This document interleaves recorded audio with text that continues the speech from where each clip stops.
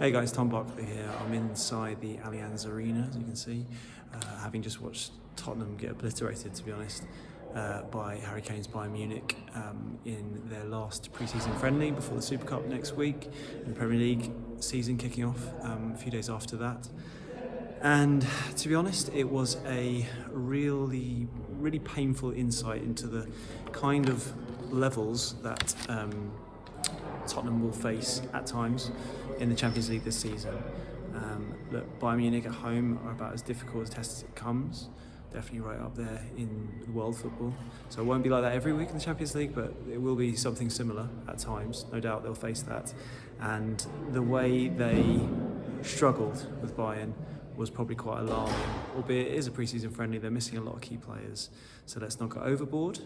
But the gap in quality was stark. Bayern scored 4, but they could have had a lot more. They probably should have had a lot more.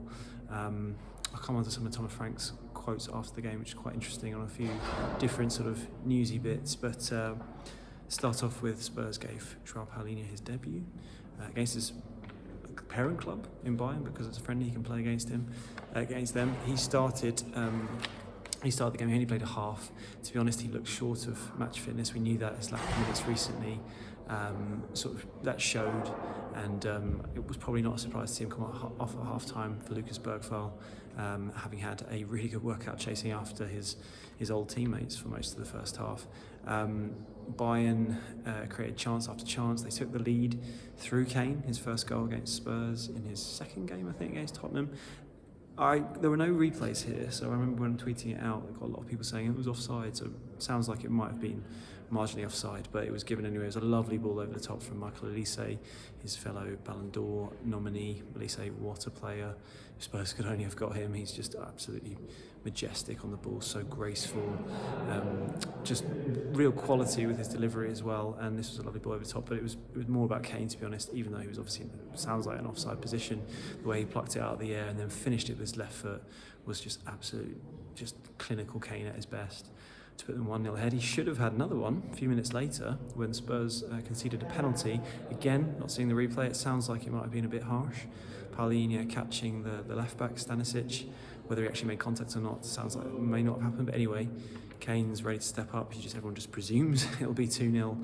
And then it went back to Qatar 2022, where he ballooned it over against France in the quarter-final. It was a very similar kind of penalty. He slipped when taking it, and the ball went up into Rose, as we say. And it was a bit of a embarrassing spot kick from Kane against his old team, but Bayern shrugged it off very quickly, and they should have had a lot more goals. To be honest, Leon Goretzka had a number of chances in the first half. Second half, Vicario made a couple of really good saves, one from Kane at his near post, but it didn't stop it from becoming 4-0. 3 absolute bangers, to be fair, that Bayern scored, which Vicario really couldn't have been blamed for. First one was from Kingsley Coman, and then 2 from two of their teenage substitutes, sort of showing how, Bayern, despite letting a teenager in himself in Matthias Tell go to Tottenham, clearly they've got a whole bunch of other good youngsters in their squad, or at least from the technical quality of their finishing, it looks like they do anyway. And really, Spurs didn't really lay a glove. They looked like they really struggled. Richarlison up top, really, at best he's industrious, but he has lacked at times that quality from finishing. No, he's not a patch on Kane in all ways, really, but particularly with his finishing. When his confidence is up, like any player, he is capable of finishes that, all types of finishes, all manner of finishes, and that's what's frustrating about Richarlison, apart from just his injury record, is that we know that when he's on his game and he's confident, he can do things that a lot of players can't. But today he wasn't really, his finishing wasn't really on point. There was one point towards the end where Porro delivers a lovely cross, and his head is just well wide of the post, and that just sort of smacked of a player who hasn't scored for a while and struggling for confidence. Brennan Johnson again starts on the left, and I have to say, from what I've seen, it's a small sample size, it's early days for Thomas Frank. It's a big change from the style of football that Ange Postecoglou largely played during his tenure, so you've got to give it time. But I'm just not, from what I've seen so far, I feel like I've got a long way to be convinced that this is going to work off the left with Johnson. I feel like he was really well suited to the Ange system. In fact, I wonder if he'll ever have a system that's will get more out of him when he was the right-sided winger. I've said consistently, I don't think he's technically a fantastic player, but he's a good finisher. He gets in the right positions. He's quick. He's got a lot of assets that I think Ange really made the most of in that system. And it wasn't a surprise, when you think about it, that he finished top scorer. Obviously scored the goal in the Europa League final. But here, coming off the left, I feel like you need a bit more trickery, ability to beat a man, which I think Kudus has. I'm not convinced Johnson does have that sort of technical ability to do that as much, and that's why I think it's going to be more of a problem, a bit more difficult. And I know Son, as I've said before, I think it was the right time for him to leave, and I'm not sure if he's the player he was personally, but obviously he leaves a massive hole on that left side of the attack, and they've got players like Odobert, Tal, Johnson, exciting young players, but they've got a long way to go to even get close to what Son's produced in the last few years, let alone during his absolute peak at Spurs. Unlikely they ever will, because a few players will, because he's such a legend of the game for Tottenham. But I don't know. I feel like Frank needs to work out that left side and pretty quickly, because right now it's not offering that much on that side. And particularly Richarlison up top struggling as well. But the main issue, it seems to me, is at number 10. They were already looking for one anyway before Maddison got injured, and now he's out, sadly, with this anterior cruciate ligament injury, which was confirmed today. There were fears definitely of it, I know there was, but now it's been confirmed. He's obviously going to have surgery and probably out for most of the season. I mean, they're normally 6 to 9 months, ACLs, and that's not really talking about when you're going back to your peak fitness and peak form. That's normally a lot later than that.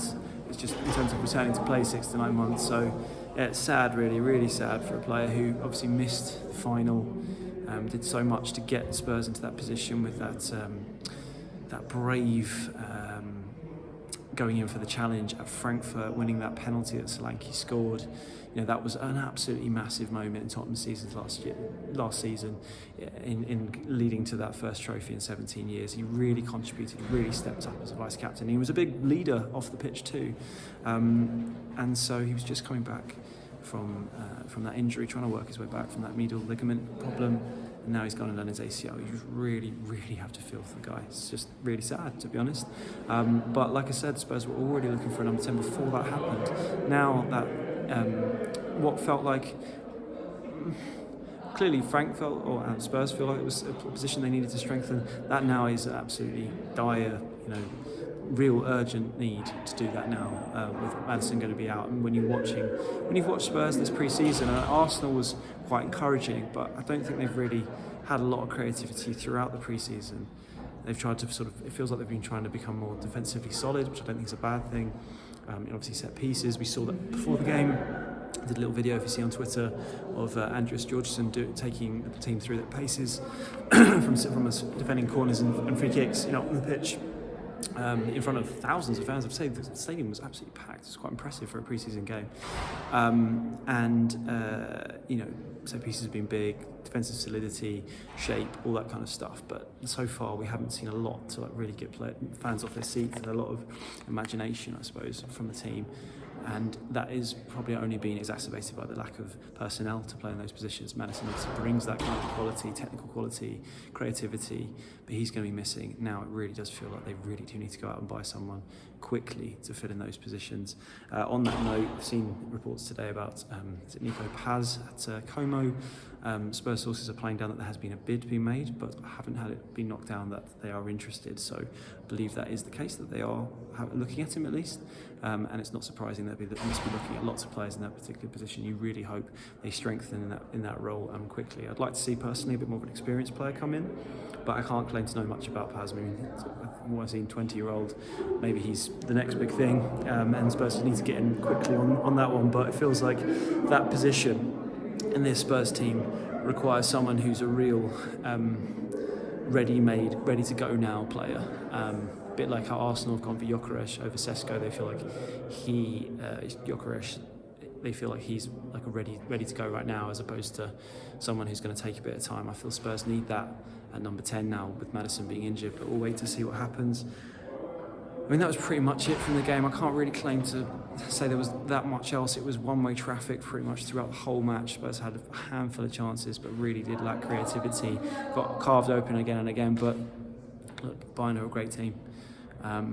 Romero, I suppose there's one moment on Romero. I mean, he was captain today, and he put in some actually, rip-roaring challenges.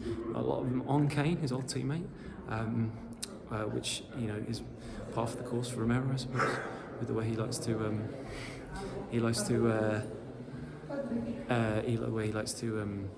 fly in for challenges, and we saw a lot of that today. But yeah, apart from that, I can't really think much more else from the game.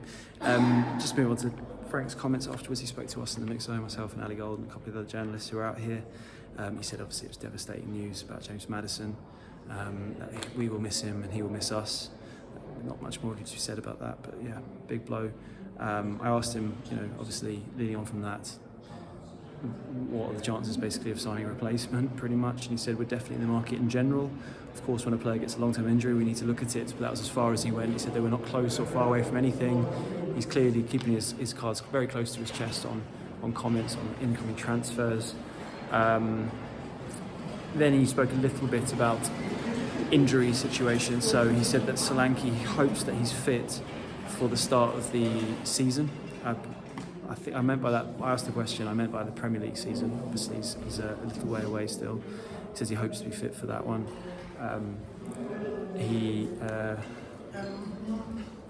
Hi guys. Hi guys. Thank you very much. He also talks about Destiny Udogie. He says he'll know more in the next couple of days on Udogie, and he said that Kulusevski is out for a long time, which he said before apparently, but I don't remember that exactly. Obviously we're only a week away from the season, so I think it's going to be a while before we see Kulusevski.